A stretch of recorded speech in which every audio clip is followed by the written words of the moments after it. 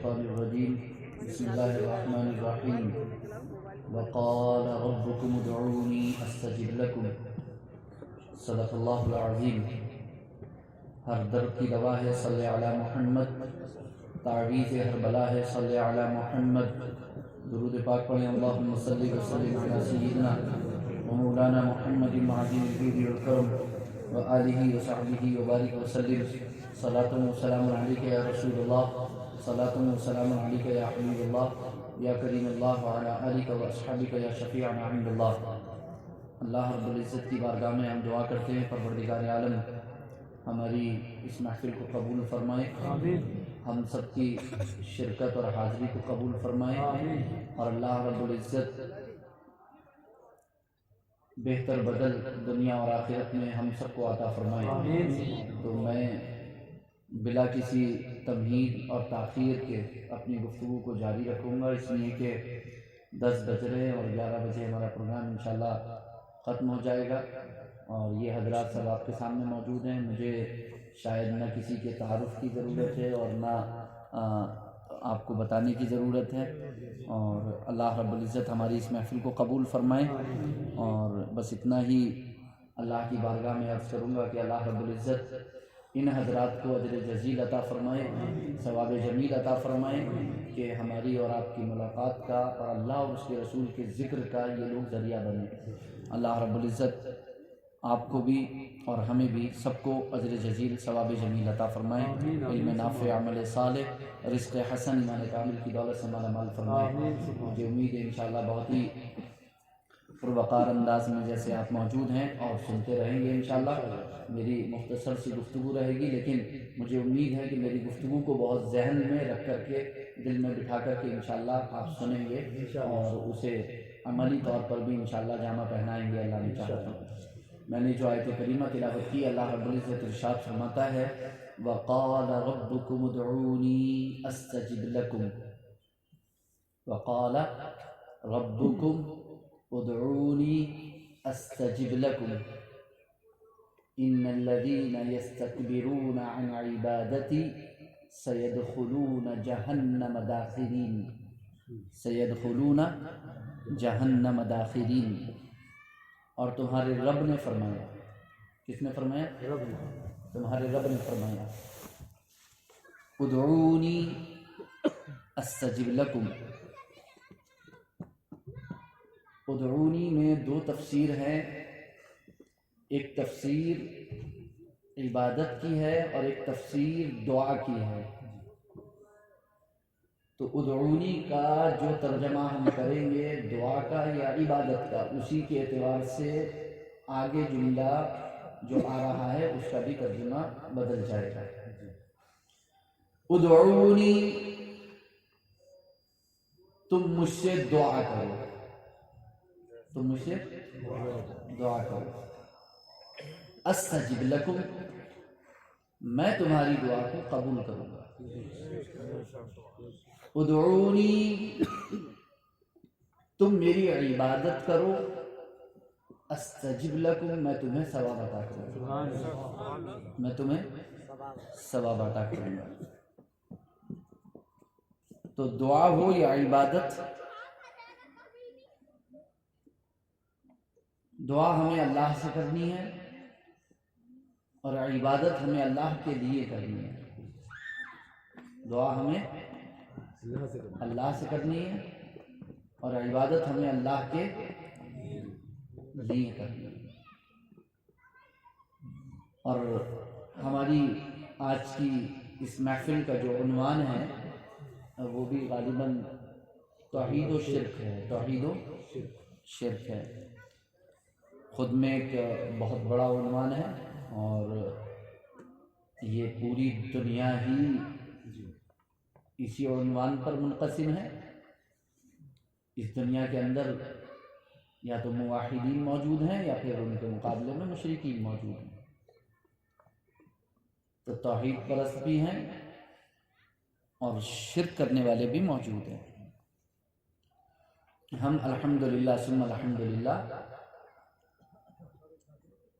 توحید والے ہیں، ہم الحمدللہ ثم الحمدللہ توحید والے ہیں۔ تو توحید اور شرک کے حوالے سے انشاءاللہ مختصر سی گفتگو، بہت زیادہ کلام تو نہیں کریں گے، لیکن چند ایسی ضروری باتیں آپ کو بتائیں گے جس سے آپ فیصلہ کر پائیں گے کہ توحید کیا ہے اور شرک کیا ہے، تاکہ آپ یہ سمجھ پائیں اور آپ کی زندگی میں جب بھی آپ کے سامنے کوئی عالم یا غیر عالم اگر کوئی کلام لے کر کے آئے، اپنی بات لے کر کے آئے اور آپ سے کہے کہ یہ توحید ہے، یہ شرک ہے، تو آپ بروقت اتنا تو کم سے کم جان لیں کہ یہ صحیح کہہ رہا ہے یا غلط ہے۔ باقی رہی تفصیل ڈیٹیل تو وہ تو جب آپ اپنے مفتی صاحب کے پاس، جب اپنے عالم کے پاس آپ جائیں گے تو وہ آپ کو بتا دیں گے۔ ساری باتیں تو نہ آپ کو یاد رہ سکتی، نہ جو ہے وہ بیان کی جا سکتی مختصر وقت میں، لیکن ہاں اتنا ضرور ہے کہ کچھ ایسی ضروری باتیں آپ کو بتائی جا سکتی ہیں کہ جن سے آپ یہ طے کر لیں گے کہ سامنے والا اہل سنت والجماعت کے سلسلے میں جو الزام تراشی کر رہا ہے یا بہتان باندھ رہا ہے، تہمت لگا رہا ہے، اتہام کر رہا ہے، افتراء کر رہا ہے، تو اس سے آپ بچ سکیں، اس سے آپ کو پتہ ہونا چاہیے کہ یہ الزام ہے، حقیقت نہیں ہے، یہ الزام ہے، حقیقت نہیں ہے، کیونکہ آج کی دنیا الزاموں کی دنیا ہے، سب ایک دوسرے کو الزام دیے جا رہے ہیں، سب ایک دوسرے کو الزام دیے جا رہے ہیں، کوئی سامنے والا جو ہمارے مد مقابل ہے وہ بجائے اس کے کہ حقیقت کو تلاش کرے، بجائے اس کے کہ وہ حق کو تلاش کرے، بجائے اس کے کہ وہ حق کو اپنائے، الٹے الزام دینے پر لگا ہے۔ حقیقت سے جان چرانے کے لیے، حق سے جان بچانے کے لیے الزام تراشیوں کو اس نے اپنا ہتھیار بنا لیا ہے۔ تو ظاہر سی بات ہے کہ سامنے والا جو ہتھیار لے کر کے آ رہا ہے اور جس قوت طاقت سے لیس ہو کر کے آپ کے مقابلے میں میدان میں آ رہا ہے، آپ کو بھی اسی قوت طاقت کے ساتھ میدان میں آنا پڑے گا، ورنہ آپ کو وہ چت کر کے چلا جائے گا اور آپ کو پتہ بھی نہیں چلے گا، آپ کو پتہ بھی نہیں چلے گا۔ بھولے بھالے کسی بھی سنی صحیح عقیدہ مسلمان کو کوئی بھی انسان آ کر کچھ بتا دے گا اور وہ، کیونکہ ایک عام انسان کا مزاج ہے کہ جب قرآن و حدیث اس کو پڑھ کر سنایا جائے نا تو وہ خاموش ہو جاتا ہے، کیونکہ وہ یہ سمجھتا ہے کہ بس میری حد اس سے زیادہ نہیں ہے، میری حد میں نہیں جانتا قرآن و حدیث کے بارے میں، یہ بندہ قرآن و حدیث سے بتا رہا ہے تو یہ صحیح کہہ رہا ہوگا۔ تو قرآن و حدیث بے شک حق ہے، قرآن و حدیث بے شک، لیکن قرآن و حدیث کی تلاوت اور قراءت کے بعد جو الفاظ، کلمات، معنی، مطلب، مفہوم، وضاحت، تشریح ہماری زبان سے نکل رہی ہے وہ بھی حق ہے کہ نہیں، یہ ضروری ہے۔ سمجھ رہے ہیں؟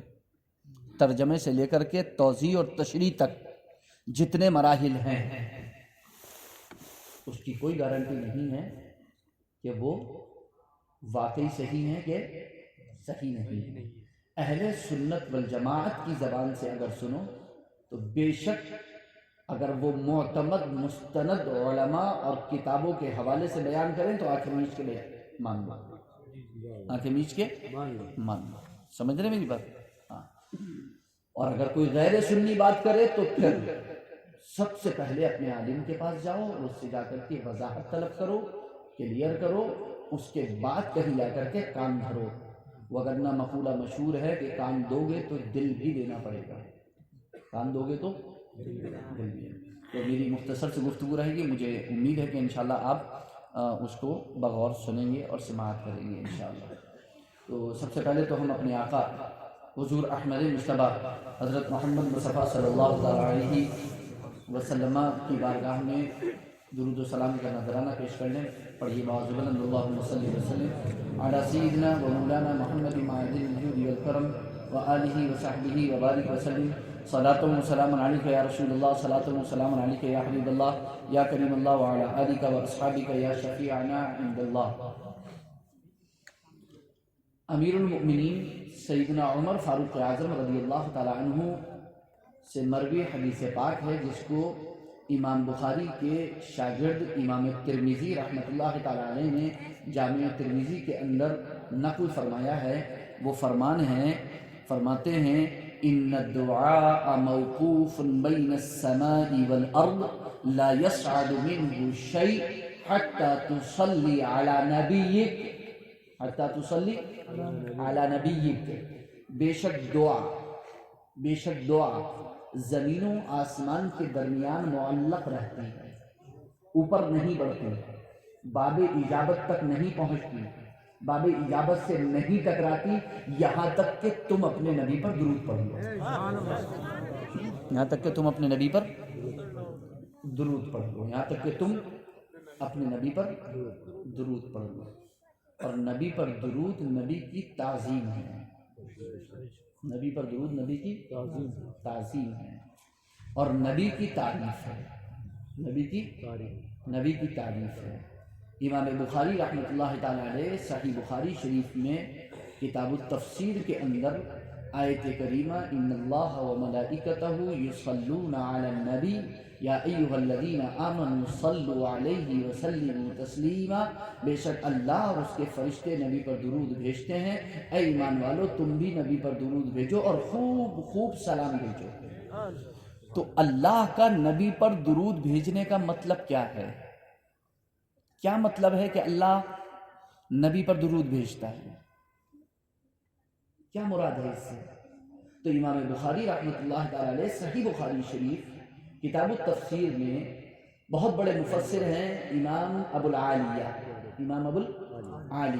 ان کے حوالے سے بیان کرتے ہیں کہ اللہ کا نبی پر درود بھیجنے کا مطلب ہے ثناء اللہ تعالی علیہ عند الملائکہ،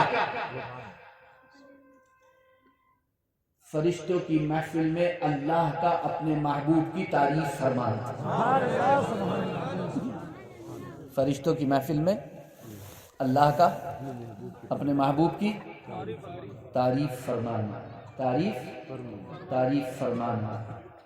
تو اللہ تو فرشتوں کی محفل میں اپنے محبوب کی تعریف فرمائے، اپنے محبوب کا ذکر کرے۔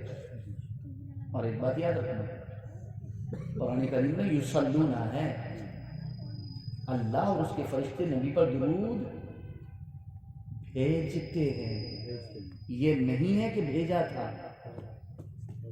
قرآن میں یہ نہیں ہے کہ اللہ اور اس کے فرشتوں نے بھیجا تھا، نہ، خبر نہیں ہے، اخبار نہیں ہے کہ بھیجا تھا، بھیجتے ہیں اور قیامت تک یہی ترجمہ کرتے رہو گے کہ بھیجتے ہیں، کوئی مائی کلال اس کے ترجمے کو بدل نہیں سکتا، جو بھی قیامت تک آئے گا وہ یہی کہتا رہے گا کہ اللہ اپنے فرشتوں کی محفل میں اپنے نبی کی تعریف فرماتا ہے۔ تو جو رب اپنے محبوب کی اتنی تعریف کرے اور فرشتوں کے درمیان فرشتوں کی محفل میں نبی کی یہ تعظیم ہو، فرشتوں کی نظر میں، فرشتوں کے نزدیک، تو اب آپ سمجھ سکتے ہیں کہ اس کی تعظیم سے اگر کوئی منہ چڑھائے، جی کیا بات ہے، جی کیا نکتہ ہے۔ انسان کی تخلیق کے بعد سب سے پہلا کفر ہی نبی کی تعظیم سے انکار تھا۔ انسان کی تخلیق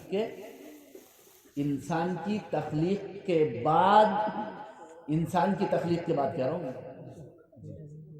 اور انسان اول ابو البشر سیدنا آدم علیہ السلام ہے، یعنی سمجھ سکتے ہو کہ کب یہ کفر ہوا۔ سب سے پہلا کفر ابلیس نے، اور وہ کفر کیا تھا؟ نبی کی تعظیم سے انکار کرنا۔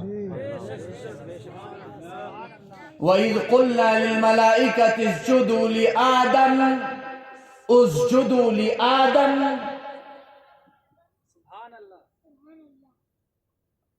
جب ہم نے فرشتوں سے کہا کہ آدم کو سجدہ کرو، فَسَجَدُوا إِلَّا إِبْلِيسَ، تو انہوں نے سجدہ کیا سوائے ابلیس۔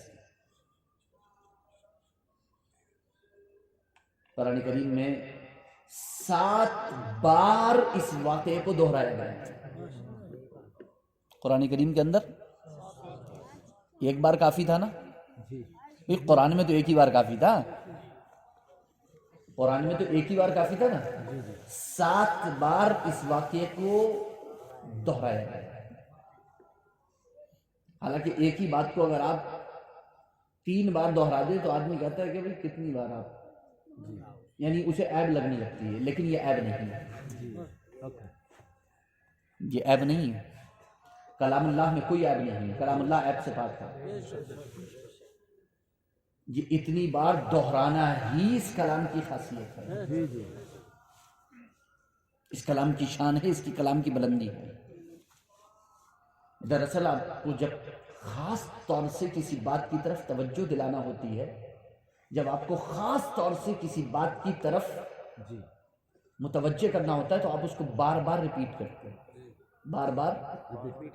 اور آپ نے دیکھا ہوگا کہ جب کہیں خطرہ ہوتا ہے تو وہاں بار بار آپ کو تنبیہ کی جاتی ہے، بار بار آپ کو تنبیہ کی جاتی ہے۔ اس کی ایک چھوٹی سی مثال بلا تشبیہ و تمثیل، جب آپ روڈ پہ چلتے ہوئے کسی ایسے یعنی موڑ پر جاتے ہوتے ہیں جو بہت ہی زیادہ مطلب مڑ گیا ہو ایک دم، تو آپ نے دیکھا ہوگا کہ ایسے تیر جاتے ہوتے ہیں، اور وہ تیر ایک نہیں ہوتا ہے، کم سے کم 10 15 20 تیر ایک ساتھ جاتے ہوتے ہیں، یعنی جب تک آپ کو وہاں سے نکال نہیں دیتے ہیں تب تک وہ تیر چلتے رہتے ہیں، یہاں تک کہ آپ بالکل سیدھے ہو جائیں اپنے راستے پر، یہاں تک کہ آپ اپنے راستے پر سیدھے ہو جائیں۔ دراصل یہ ٹیڑوں کو سیدھا کرنے کے لیے، ٹیڑوں کو جو ٹیڑے چل رہے ہیں ان کو سیدھا کرنے کے لیے۔ ایک بار میں سمجھ میں آ جائے، 2 بار میں آ جائے، 3 بار میں آ جائے، سمجھ میں تو آنا ہے، نہیں آئے گا تو حشر ابلیس کی طرح ہوگا،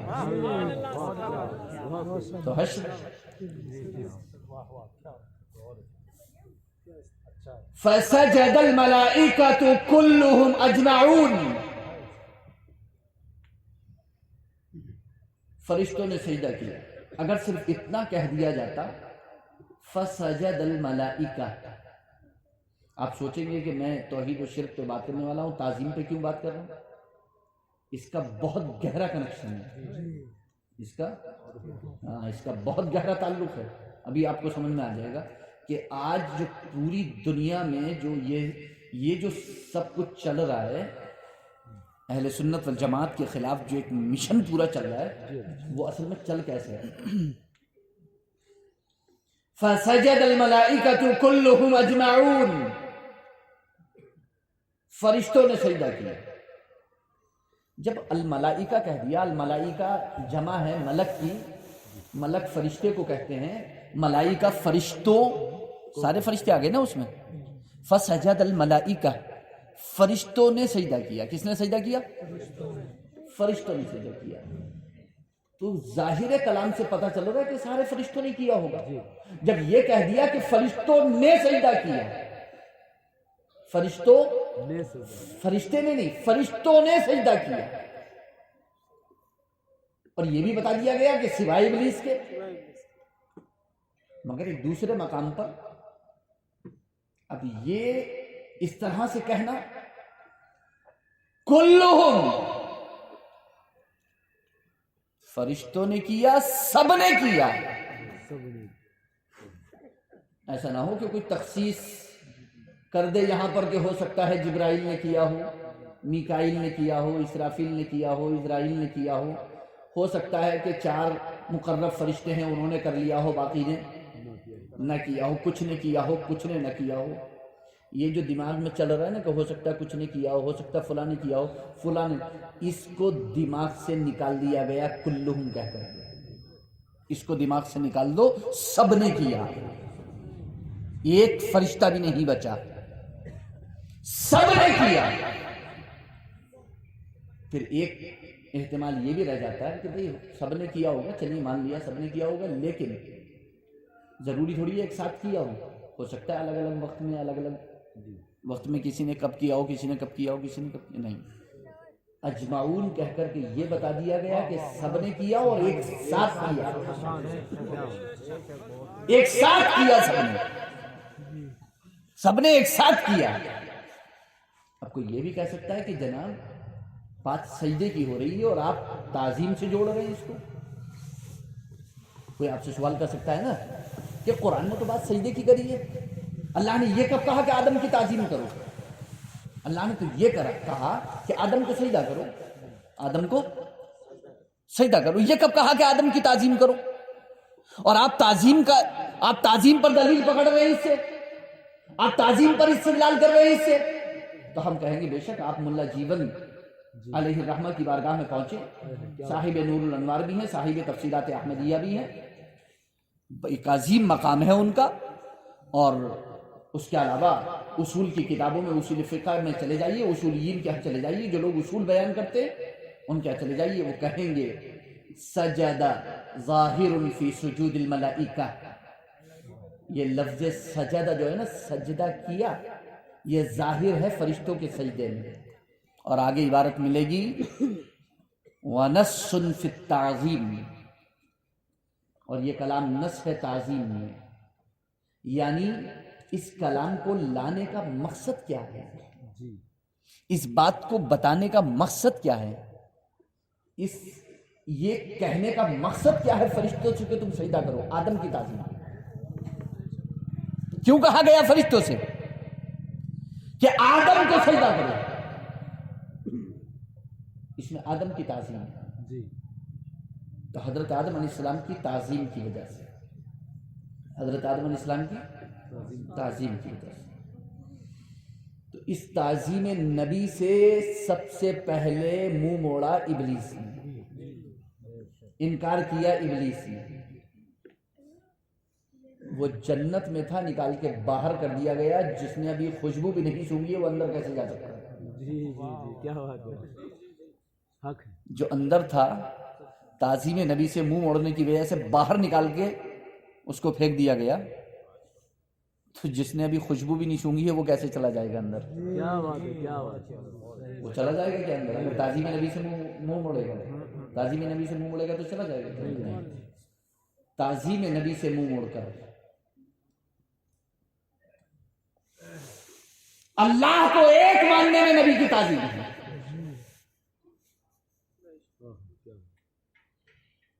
لا الہ الا اللہ، اللہ کے سوا کوئی معبود نہیں، کوئی معبود نہیں اللہ کے سوا، کوئی لائق عبادت نہیں اللہ کے سوا۔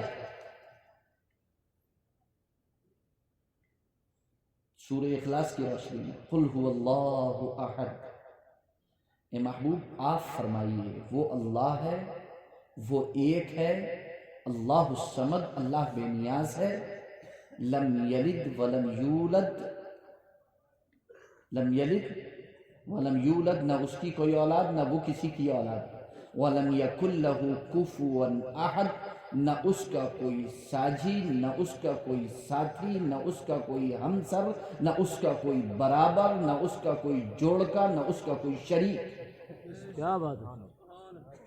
لیکن یہ ساری باتیں بتائی تو گئی، لیکن کس کی زبان سے؟ جی، اے محبوب آپ فرمائیے، اے نبی آپ کہیے وہ اللہ ہے، وہ ایک ہے، وہ پاک بے نیاز ہے، آپ کہیے۔ قل عنوان رسالت اور هو اللہ عنوان توحید۔ نبی کو چھوڑ کر اگر کوئی توحید کا اقرار کرے تو اس کی توحید زندگی بھر قابل قبول نہیں ہو سکتی، جب تک وہ محمد الرسول اللہ پر ایمان نہ لائے، جب تک کہ یہ مان کر نہ مانے توحید کو کہ محمد یہ توحید بیان کی ہے، محمد مصطفیٰ نے، یہ وہی توحید ہے جسے محمد مصطفیٰ علیہ التحیۃ والسلام لے کر کے آئے اپنے رب کے بعد سے،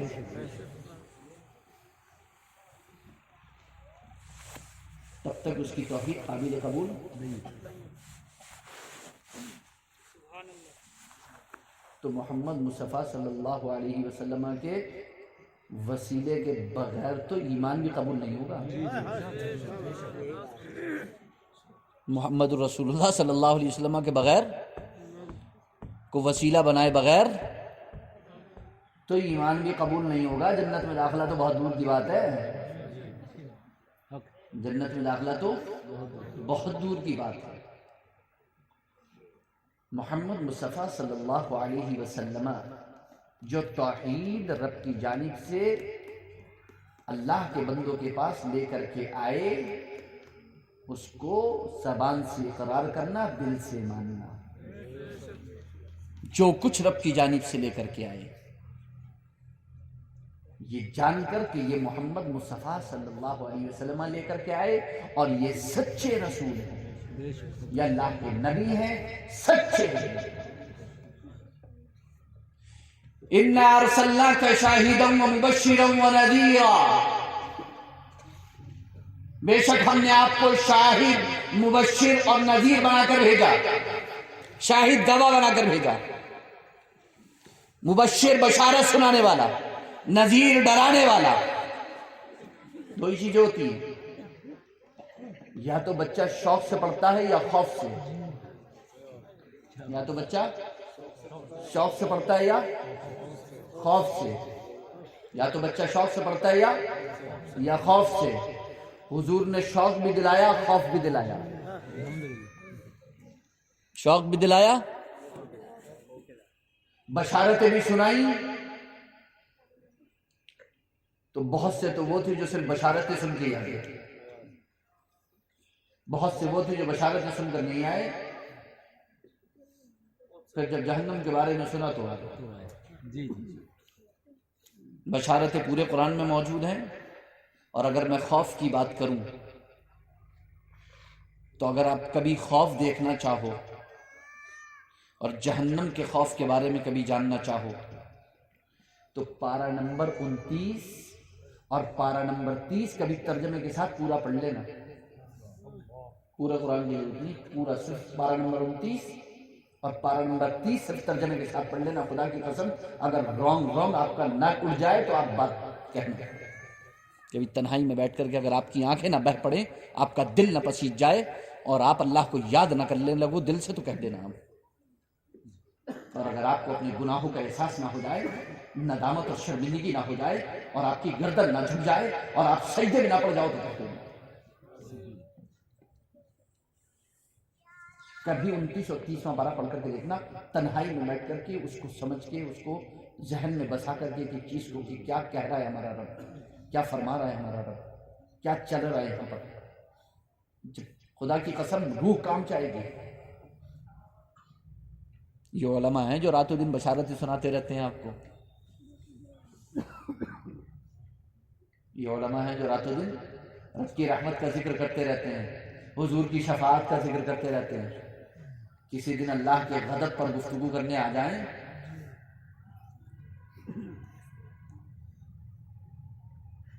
تو کوہرام برپا ہو جائے گا، کوہرام برپا ہو جائے گا۔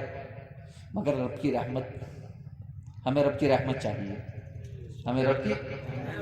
ایک بزرگ گفتگو کرتے تھے، والد ماجد نے ایک بار تقریر میں بیان کیا تھا، مجھے یاد آیا ابھی ذہن پہ، کہ ایک بزرگ جو ہے وہ تقریر کرتے تھے رمضان شریف میں، پورا رمضان، ماہ رمضان تراویح کے بعد وہ تقریر کیا کرتے تھے، اور ان کا معمول تھا کہ وہ صرف رب کی رحمت پر ہی بولتے تھے، اور زندگی ہو گئی تھی انہیں رب کی رحمت پر بولتے ہوئے۔ ایک بار لوگوں نے کہا کہ حضرت ایک مدت ہو گئی، ہر بار آپ رب کی رحمت پر ہی گفتگو فرماتے ہیں، اس بار رب کے غضب پر بھی ذرا گفتگو فرما لیں، ذرا ہم وہ بھی تو دیکھیں۔ بہت اصرار کیا لوگوں نے، تو انہوں نے اس سال رب کے غضب پر گفتگو فرمائی۔ جب رب کے غضب پر گفتگو فرمائی اور وہ گفتگو فرما کے گھر پہنچے اور سوئے، آنکھ لگی تو دیکھتے ہیں خواب میں کوئی کہنے والا کہہ رہا ہے، آواز آ رہی ہے، کیا رب کی رحمت اتنی ہی تھی جو آج ختم ہو گئی؟ کیا رب کی رحمت؟ پھر پوری زندگی کبھی انہوں نے غضب پر گفتگو نہیں کی، رحمت پر ہی گفتگو کی۔ رب کی رحمت رب کی رحمت سے جنت ملے گی جناب، خدا کے فضل سے جنت ملے گی۔ وہ عدل پہ آ جائے تو پھر تو ٹھکانے جہنم نہیں پھر سکتے، کیونکہ ہمارے اعمال اس قابل نہیں ہیں، ہمارے اعمال اگر خالص توحید کی بات کریں سورہ اخلاص قل هو اللہ احد شریف میں خالص اللہ کی توحید بیان کی گئی، خالص اللہ کی توحید بیان کی گئی۔ وہ اللہ ہے، وہ ایک ہے، وہ بے نیاز ہے، وہ کسی کی اولاد نہیں، اس کی کوئی اولاد نہیں، اس کا کوئی برابر شریک ساجی اس کے جوڑ کا کوئی نہیں، اور جس کی یہ شان ہو تو اسی کو حق ہے کہ اس کی عبادت کی جائے۔ جس کی یہ شان ہو، جو کسی کا محتاج نہ ہو، سب اس کے محتاج ہو، جو کسی کا محتاج نہ ہو، سب اس کے محتاج ہوں۔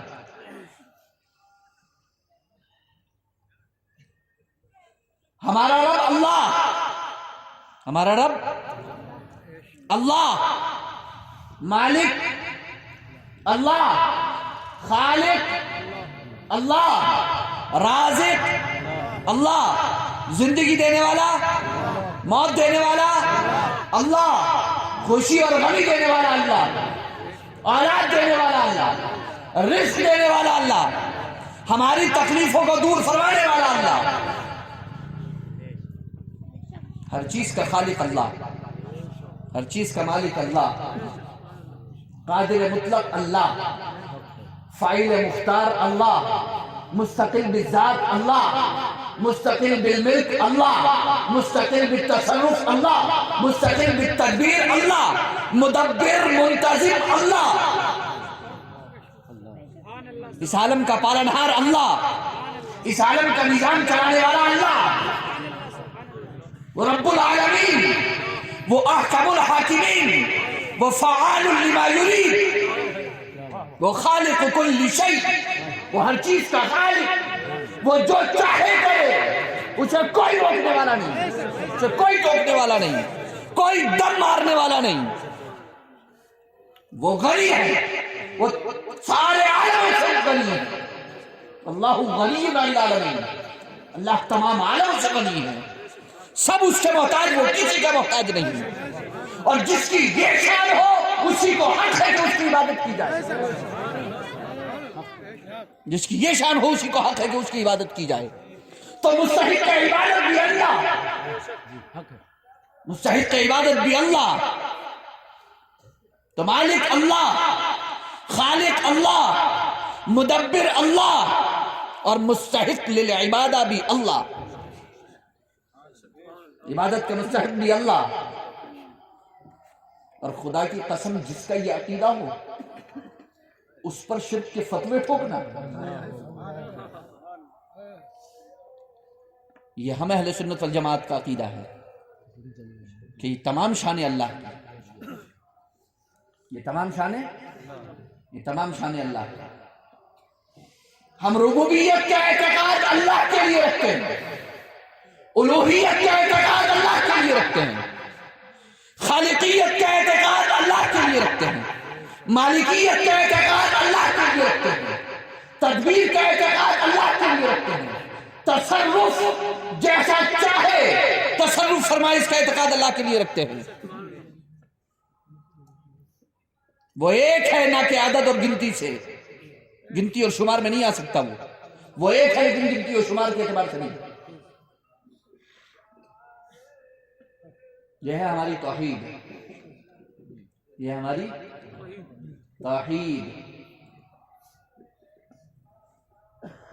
الوہیت کے خواص، الوہیت اور اس کے خواص میں اللہ تعالیٰ کا شریک، اللہ تعالیٰ کا شریک نہ ہونے کا اعتقاد رکھنا توحید ہے، کہ اللہ کا کوئی شریک نہیں۔ اور اسی کو اگر یوں کر لو کہ شریک ہونے کا اعتقاد رکھتے کوئی اس میں تو وہ مشرک ہے۔ اسی کو یوں کہہ لو کہ اللہ کی ذات، اس کی صفات، اس کی عبادت میں اگر کوئی کسی کو شریک، ساجی، ساتھی ٹھہرائے، برابر ٹھہرائے تو وہ مشرک ہے۔ اسی کو یوں کہا گیا ہے کہ اگر کوئی اللہ کے سوا کسی کو واجب الوجود جانے یعنی جس کا وجود ضروری ہو، جو اپنے وجود میں کسی کا محتاج نہ ہو، ایسا عقیدہ کسی غیر اللہ کے لیے رکھنا، یا اسے مستحق عبادت جاننا کہ وہ عبادت کا مستحق ہے، یہ شرک ہے، اور اس کا نام شرک اکبر ہے۔ اس کا نام شرک اکبر ہے۔ ہمارے سنت والجماعت کا یہی عقیدہ ہے، یہی توحید ہے، یہی شرک ہے۔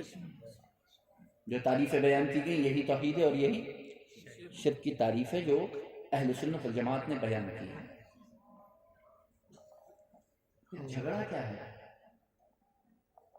وہابی، دیوبندی، غیر مقلد، اہل حدیث، سلفی جماعت کے لوگ، مودودی جماعت کے لوگ، جماعت اسلامی کے لوگ،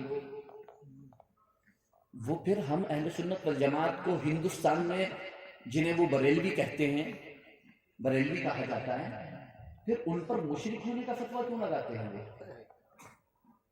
ان کو مشرک کیوں کہتے ہیں جبکہ آپ کی توحید بالکل کلیئر ہے؟ کوئی ڈاؤٹ نہیں ہے آپ کی توحید میں؟ ہماری توحید میں کوئی ڈاؤٹ نہیں ہے، ہماری توحید بالکل کلیئر ہے، واضح ہے۔ اللہ ہی خالق، اللہ ہی مالک، اللہ ہی مدبر، اور جیسا چاہے تصرف فرمائے۔ واجب الوجود بھی اللہ، خالق بھی اللہ، مستحق عبادہ بھی اللہ۔ اتنا کلیئر عقیدہ ہے، اس کے باوجود بھی ہم پر شرک کا فتویٰ ٹھوک دیتے، کیوں؟ ان میں ہم نے ایک فرق ہے،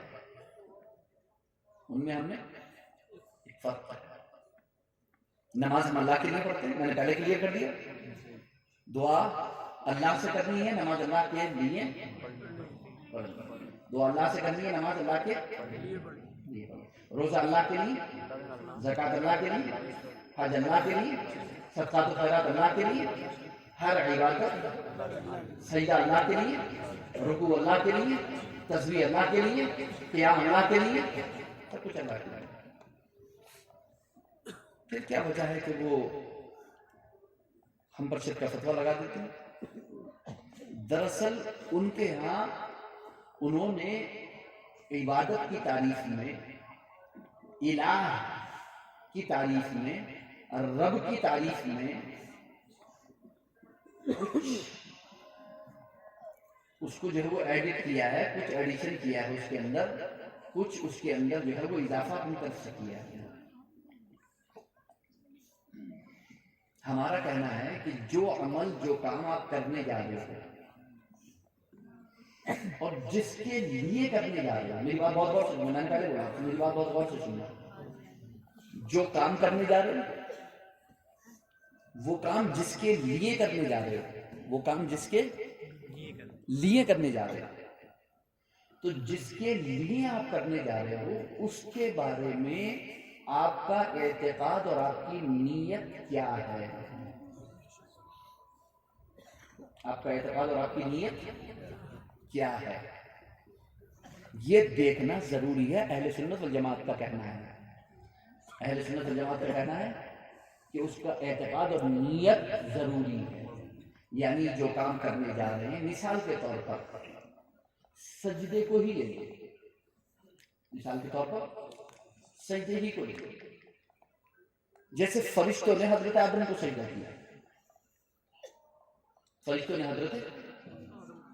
حضرت یوسف علیہ السلام کے والد حضرت یعقوب علی نبینا وعلیہ الصلاۃ والسلام، آپ کی اہلیہ اور حضرت یعقوب علیہ السلام کے 11 بیٹے، یعنی حضرت یوسف علیہ السلام کے 11 بھائی، جس کا ذکر پارہ نمبر 12 سورہ یوسف کے پہلے رکوع میں ہے۔ اور یوں انہوں نے کہا تھا، اے ابا جان، انی رأیت 11 کوکبا والشمس والقمر رأیتهم لی ساجدین، میں نے 11 ستارے، چاند اور سورج کو دیکھا ہے کہ میرے لیے سجدہ کرتے ہیں، سبحان اللہ، سبحان اللہ، میرے لیے سجدہ کرتے ہیں۔ اور آگے آ جائیں،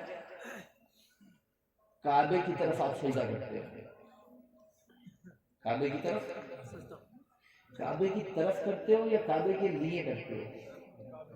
کعبے کی طرف، کعبے کی طرف، کعبے کے لیے جو سجدہ کرے گا مشرک ہو جائے گا۔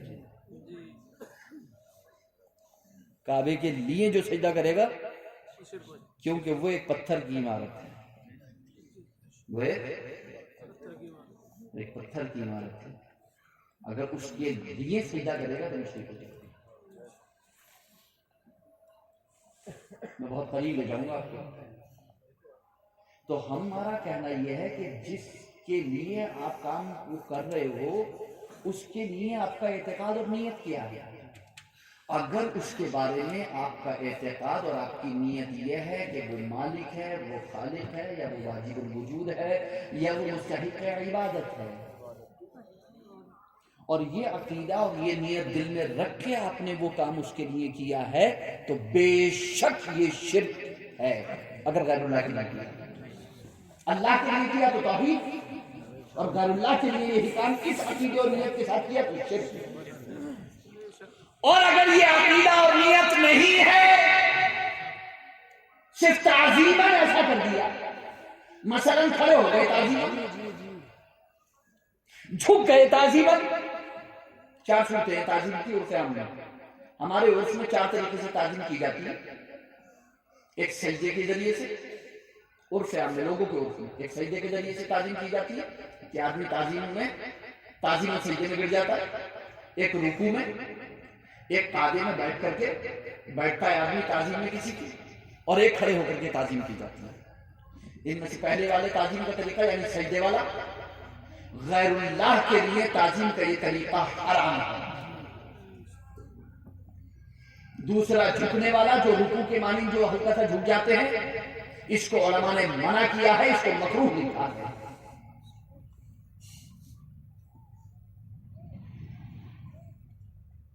تیسرا والا طریقہ جو بیٹھ جاتے ہیں، دو زانو بیٹھ گئے، ہاتھ باندھ کے بیٹھ گئے، ایسے کر کے بیٹھ گئے، استاد کے پاس بیٹھ جاتا ہے آدمی، ماں باپ کے پاس بیٹھ جاتا ہے آدمی، ٹیچر کے پاس بیٹھ جاتا ہے آدمی، پیر کے پاس بیٹھ جاتا ہے آدمی، شیخ کے پاس بیٹھ جاتا ہے آدمی، یا کھڑا ہو گیا ہاتھ باندھ کے۔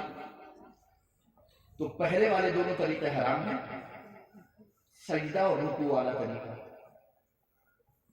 اور دوسرے جو دو طریقے ہیں یعنی بیٹھ جانا اور کھڑے ہو جانا، یہ دونوں طریقے جائز ہیں تعظیم کے۔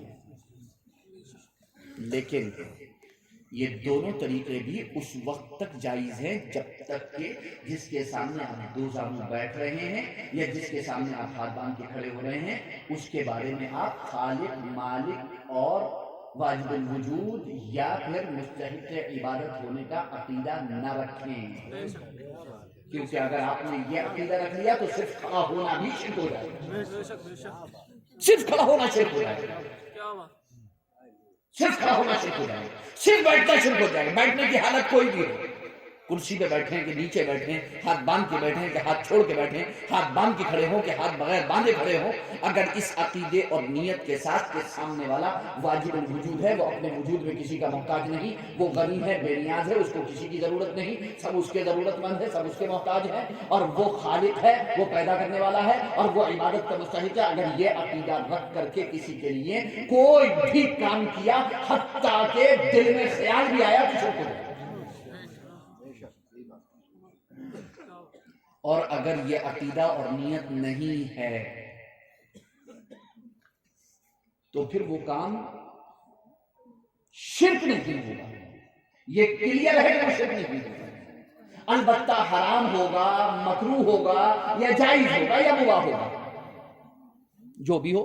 جیسا کہ میں نے آپ کو طریقہ بتایا کہ سجدہ حرام ہے، اور رکوع کی حالت میں جانا یہ مکروہ ہے، اور بیٹھنا یا کھڑا ہونا یہ جائز ہے، مباح ہے، ایسی تعظیم کر سکتے ہیں۔ یہ دو طریقے تعظیم کے جائز ہیں اور دو طریقے حرام ہیں، حرام اور قریب حرام۔ وہابی، دیوبندی، غیر مقلد، اہل حدیث، سلفی، مودودی، جماعت اسلامی، تبلیغی جماعت اینڈ کمپنی، سب کا کہنا ہے کہ عقیدہ اور نیت کو دھکا مارو، عقیدے اور نیت سے کوئی مطلب نہیں ہے، اگر یہ عقیدہ اور نیت نہیں ہوگا تب بھی تم مشرک ہو جاؤ گے، تب بھی تم مشرک ہو جاؤ گے۔ وہ کہتے ہیں کہ عقیدہ اور نیت کسی کوئی چیز نہیں ہوتی ہے، سامنے والے کو معبود سمجھو یا مت سمجھو، خدا جانو یا مت جانو، خالق مانو یا مت مانو، واجب الوجود مانو یا مت مانو، مالک مانو یا مت مانو، تم مشرک ہو جاؤ گے. اگر تم نے یہ کوئی بھی کام کیا, تم نے ایسا کوئی بھی کام کیا تو تم مشرک ہو جاؤ. فرق سمجھ میں آیا آپ کو؟ فرق سمجھ میں آیا کہ نہیں؟ ان کا کہنا یہ ہے کہ آپ مشرک ہو جاؤ.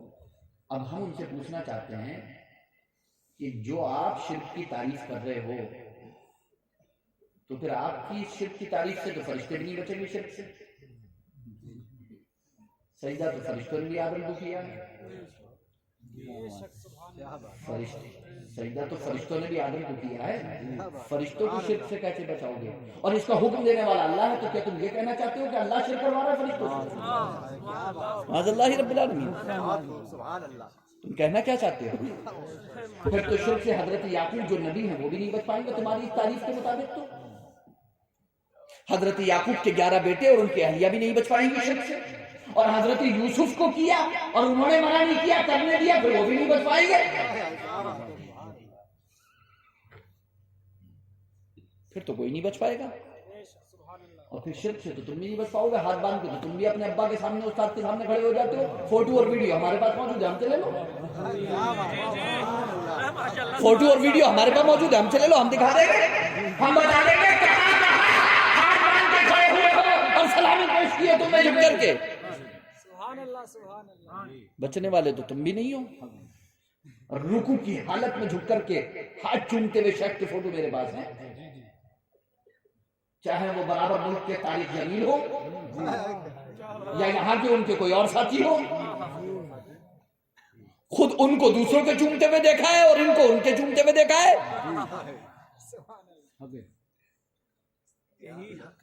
کوئی بھی ہو, طارق مسعود ہو کہ طارق جمیل ہو کہ ذاکر نائک ہو یا کوئی بھی ہو, جتنے ہیں سب کے سب کی ویڈیو فوٹو ہمارے پاس موجود ہے کہ جن کے شاگردوں نے, اسٹوڈنٹ نے, ان کے ماننے والوں نے, ان کے چاہنے والوں نے ان کی تعظیم کے لیے بیٹھے ہوئے ہیں تو کھڑے ہو گئے ان کے آنے پر.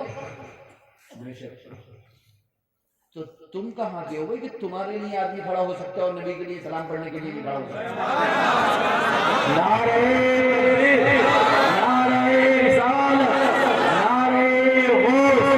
سیدی سرکار فرزان ملت, نعرہ تکبیر, نعرہ رسال.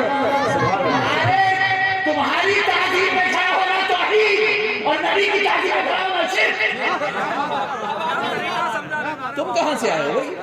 تم کس کھیت کی مولی ہو؟ تم کہاں سے آئے؟ کون سی توحید لے کر کے آئے ہو؟ کوئی اور توحید ہے, کوئی اور مذہب ہے تمہارا جس نے تمہیں کوئی اسپیشل توحید دے رکھی ہے؟ کوئی اسپیشل پروٹوکول ہے تمہارا, کوئی خاص سہولیات ملی ہوئی ہے وہاں سے؟ یہ شیخ کا فلسفہ جو میری سمجھ میں نہ آ سکا, جو وہاں پیو تو حلال ہے, یہاں پیو تو حرام ہے, جو وہاں پیو تو حلال ہے, یہاں پیو تو حرام ہے. یہاں نبی کے لیے کھڑے ہو جاؤ تو شرک, اور وہاں گاڑی کے پیچھے پیچھے دوڑ گئے, گاڑی یہ چوم رہے ہیں, دیکھا ہم نے, دیکھا ماتھے چوم رہے ہیں, گاڑی چوم رہے ہیں, سب ہمارے پاس موجود ہے. آپ کرنا کو آرسی کیا پڑھا لکھو تو فارسی کیا. میرا لیپ ٹاپ نہیں ہے, میں دکھاتا اتنی کہ جس کی حد نہیں ہے. 15 سال سے میں بھی جمع کر رہا ہوں, میرے پاس ہے. میرے لیپ ٹاپ میں 3000 ٹی وی کی میرے پاس جو ہے وہ 3 ٹی وی کی 3000 GB کی میرے پاس ہارڈ ڈسک کی ہے. بھائی پڑھی ہے پوری میرے پاس آج تک, کوئی چھوڑا نہیں ہے میں نے آج تک, سب جمع کر لیتا ہوں.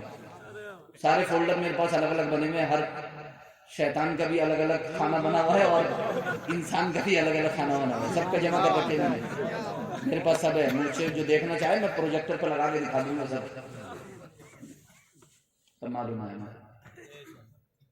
سوال یہ پیدا ہوتا ہے کہ تم نے یہ تعریف کہاں سے نکالی؟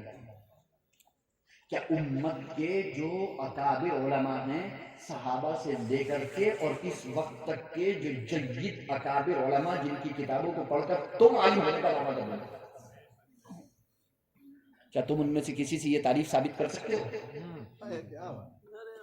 ہرگز نہیں ثابت کر سکتے. یہ تعریف تم نے, اس تعریف کو بدلا کیوں تم نے؟ صرف اس لیے کہ تمہیں اپنا مشن چلانا تھا, تمہیں اپنا مشن چلانا تھا. تمہیں جو ہے وہ وسیلے کو شرک کہنا تھا, تمہیں استغاثے کو شرک کہنا تھا, تمہیں استعانت کو شرک کہنا تھا, تمہیں تبرک کو شرک کہنا تھا؟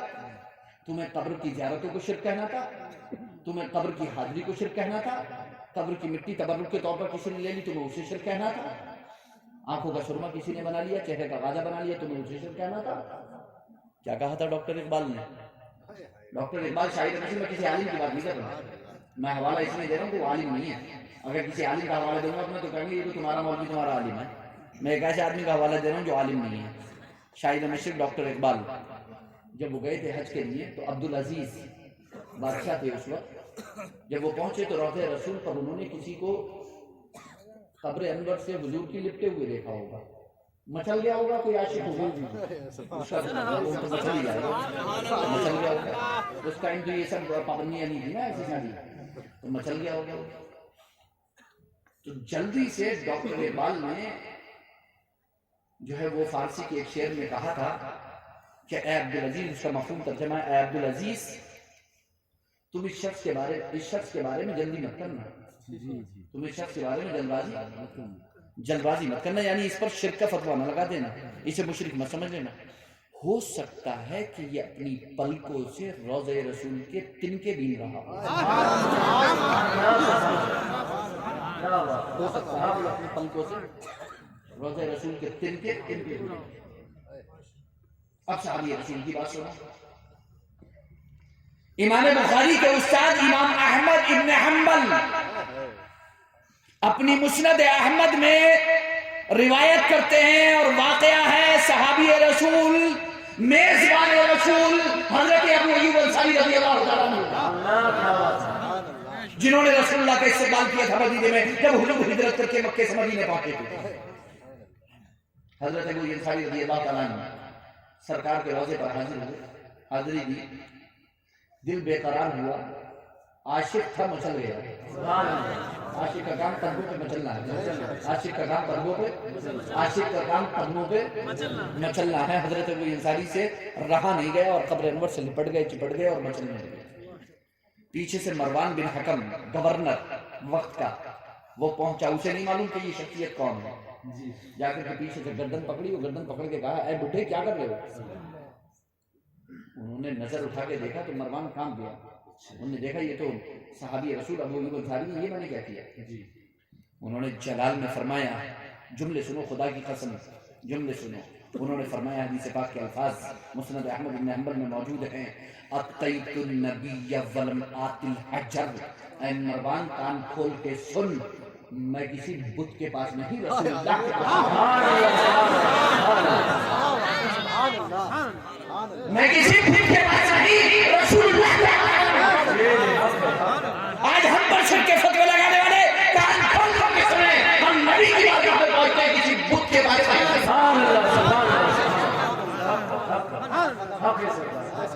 خدا کی قسم جس اہل سنت والجماعت میں کبھی محمد مصطفیٰ کو لائی کئی عبادت نہیں سمجھا، وہ غوث و خواجہ کو کیا سمجھے؟ الزام لگاتے ہو ہم پر کہ تم شرک کرتے ہو، پہلے تم شرک کی تعریف سیکھ لو کہ شرک کی تعریف کیا ہے، شرک کہتے کسے ہیں، توحید کہتے کسے ہیں۔ اور اسی مشن کی وجہ سے انہوں نے توحید کو تقسیم کر دیا، انہوں نے توحید کی 3 قسمیں بیان کی، ربوبیت میں توحید، الوہیت میں توحید، اسماء اور صفات میں توحید، 3 قسمیں کر دی۔ اور میں آپ کو بتاؤں کہ یہ تقسیم 7ویں صدی ہجری کے آخر 8ویں صدی ہجری کے شروع میں ابن تیمیہ نے سب سے پہلے کی، ابن تیمیہ سے پہلے یہ تقسیم کسی نے 700 سال تک کی نہیں، انہوں نے توحید ہی کو تقسیم کر ڈالا اپنے مشن کے خاطر۔ اور یہ وہی تقسیم تھی کہ جس کو ہتھیار بنا کر ابن عبد الوہاب نجدی نے 13ویں صدی ہجری کے شروع میں مکے اور مدینے کے جید علماء کا قتل عام کیا، کیونکہ اس نے کہا کہ یہ سب مشرک ہیں اور مشرک کا جان بھی حلال ہے، مال بھی حلال ہے، خون بھی حلال ہے، عزت بھی حلال ہے، مشرک کا سب کچھ حلال ہے، مشرک کا،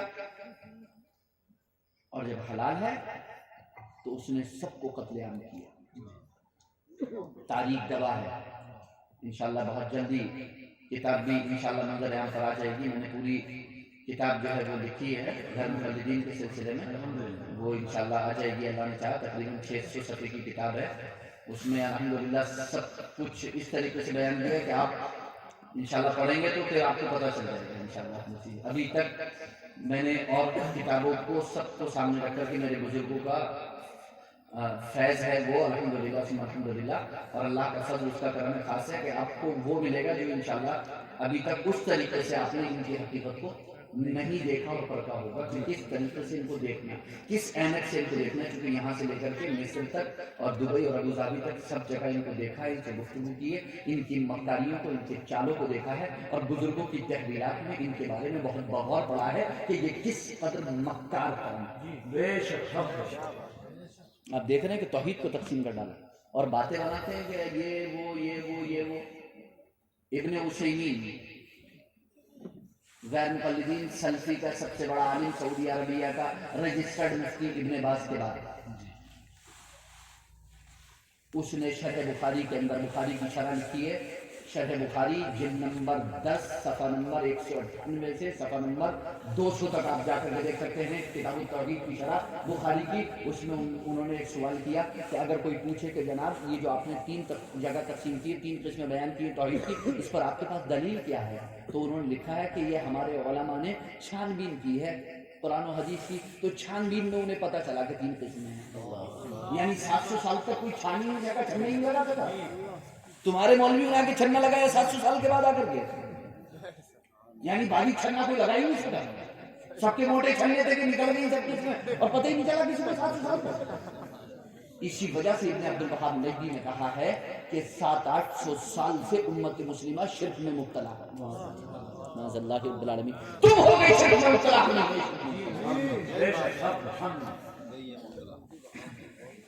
ہم واحد ہیں اور جو توحید اللہ کے رسول لے کر کے آئے اور صحابہ پھر تابعین تبع تابعین ائمہ مجتہدین ائمہ اربعہ اور اس کے ماں باپ تمام علماء سنت کو بیان کی. خدا کی قسم ہم سلف و خلف کے مسلک پر ہیں. ہم سلف و خلف کے مسلک سے جدا نہیں ہیں، ہم سلف و خلف کے مسلک پر ہیں. سلف ہمارے ہیں تمہارے نہیں، سلف ہمارے ہیں تمہارے اسلاف ہمارے ہیں تمہارے نہیں ہیں. الحمدللہ ثم الحمدللہ.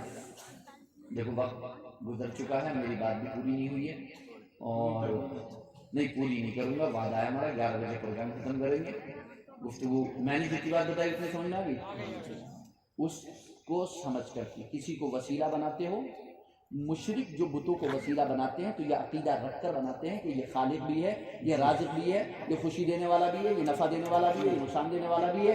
کوئی واجب الوجود مان کر کے بناتا ہے، کوئی خالق مان کر کے وسیلہ بناتا ہے، کوئی کچھ کرتا ہے، کوئی کچھ کرتا ہے، کوئی عبادت کا مستحق جان کر کے. لیکن خدا کی قسم ہم تو اللہ ہی کی بارگاہ میں وسیلہ بناتے ہیں.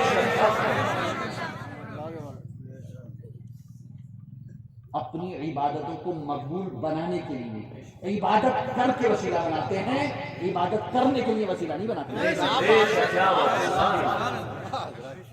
ہم عبادت کر کے وسیلہ بناتے ہیں، ہم دعا کر کے وسیلہ بناتے ہیں، عبادت کرنے کے لیے وسیلہ نہیں بناتے.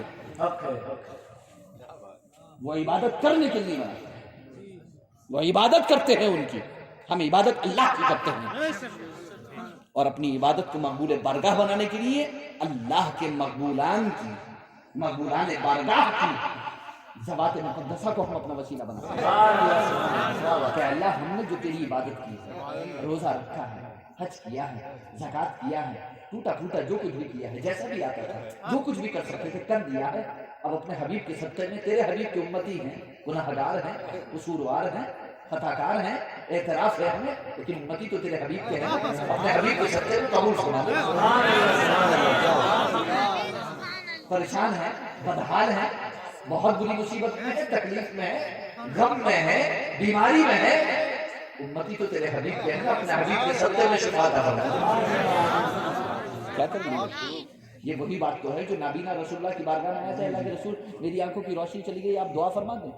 اللہ کے رسول نے فرمایا جاؤ صبر کر لو، کہا نہیں اللہ کے رسول دعا فرما دے۔ اللہ کے رسول نے فرمایا جاؤ وضو کرو، وضو کر کے آ کے 2 رکعت نماز نفل پڑھو اور یوں دعا کرو، یوں دعا کرو، یوں دعا کرو، اللہم انی اسألک واتوجہ الیک بنبیک محمد بنبیک محمد نبی الرحمت صلی اللہ علیہ وسلم، یا رسول اللہ انی توجہت بک الی ربی فی حاجتی هذه لتقضى لي، اللهم فشفعه فيا، اللهم فشفع محمدا فيا۔ اے اللہ محمد کو میرا شفیع بنا دے یا رسول اللہ، میں آپ کے رسول صلی اللہ کی بارگاہ میں دعا کرتا ہوں۔ نعرہ تکبیر، نعرہ رسالت، عالم حضور، عالم حضور، نعرہ تکبیر، نعرہ رسالت، سبحان اللہ سبحان اللہ۔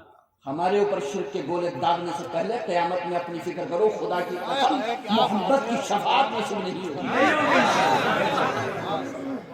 اگر محمد مصطفیٰ کی شفاعت چاہتے ہو آج لے ان کی پناہ، آج نظر مان سے کل نہ مانیں گے قیامت میں نظر مان گیا۔ وما علینا الا البلاغ۔ السلام علیکم ورحمۃ اللہ۔ مصطفیٰ